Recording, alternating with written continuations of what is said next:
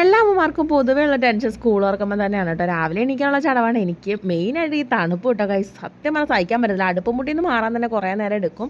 സത്യം പറഞ്ഞാൽ ഒരു വെക്കേഷൻ കഴിഞ്ഞപ്പോഴത്തേക്ക് എന്തൊക്കെ കൊടുത്തു വരണം അല്ലെ എന്തൊക്കെ സ്നാക്ക് ബോക്സിൽ നടക്കണം എന്നുള്ള കൺഫ്യൂഷൻ ഭയങ്കരമായിട്ട് തലയിൽ പെരുത്ത് കയറുന്ന ടൈം കേട്ടോ ഇത് രാവിലെ. പിന്നെ നമ്മൾ കഞ്ഞിയും കറിയും ഒക്കെ ആക്കി പിന്നെ ഒരു വിധത്തിൽ ഇതേ കടലക്കറിയും കൂടെ വെക്കുന്നുണ്ട് ഗൈസ്. തേങ്ങ ഉണ്ടായിരുന്നില്ല കേട്ടോ, അതുകൊണ്ടാണ് ചമ്മന്തി അരയ്ക്കാഞ്ഞത്. എന്തായാലും ഇത് ഞാടെ കോമ്പിനേഷൻ ആണെന്ന് എനിക്കറിയാം, പക്ഷേ കടകളിലൊക്കെ ഇത് കിട്ടുന്നത് ഞാൻ കണ്ടിട്ടുണ്ട്. സോ ഞാൻ വെച്ചു.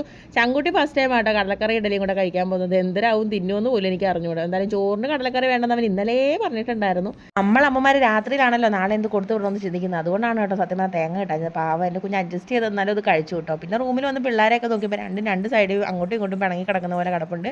ഞാൻ സെൻറ്ററിലാണ് ഗൈസ് കിടക്കുന്നത്, കാരണം രണ്ടിനും ഞാൻ അടുത്ത് വേണം. അങ്ങനെ 7 മണിയാകുമ്പോഴത്തേക്ക് അത്യാവശ്യം പണികളൊക്കെ ഒതുങ്ങോട്ടെ. ഇനി 7:30 ചങ്കുട്ടിനെ കുത്തിപ്പോക്കണം. മൊത്തമൊന്നുമില്ല ഗൈസ്, 8 മണി വരെ അവനെ വിളിച്ചുകൊണ്ടിരിക്കണം. 8 മണിക്ക് അവനെ എണീക്കും. അരമണിക്കൂറിൽ എങ്ങനെയാണ് ഈ കുട്ടീനെ സ്കൂളിൽ പറഞ്ഞു വിടുന്നത് എനിക്ക് ഇന്നും മനസ്സിലാകാത്ത ഒരു നഗ്ന സത്യമാണ്.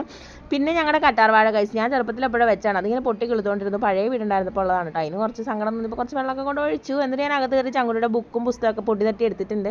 ഇത് എൻ്റെ അമ്മ കൊടുത്തിട്ടുണ്ടായിരുന്ന ബോക്സ് ആട്ടോ. അവന് ഭയങ്കര ഇഷ്ടമാണ്. അത് മാത്രം നശിപ്പിക്കാതെ എന്ത് പറ്റിയോ എന്തോ കൊണ്ട് നടക്കുന്നുണ്ട്. മറ്റേത് ഇങ്ങനെ ആയിരുന്നില്ല കേട്ടോ. ഇടയ്ക്കിടയ്ക്ക് ഒരു അമ്മയും ബോക്സ് പോയി പിന്നെന്ന് വെച്ചാൽ ചങ്കുട്ടിക്ക് പാരസിറ്റമോൾ ഞാൻ എപ്പോഴും ബാഗിലിട്ട് കൊടുത്തേക്കോട്ടെ. പെട്ടെന്ന് ഒരു അത്യാവശ്യം വന്നിട്ടുണ്ട്. ഇവരെന്നല്ല അവിടെ വേറെ കുഞ്ഞുങ്ങളും ഉണ്ടല്ലോ, അവർക്കാണെങ്കിൽ യൂസ് ചെയ്യാം.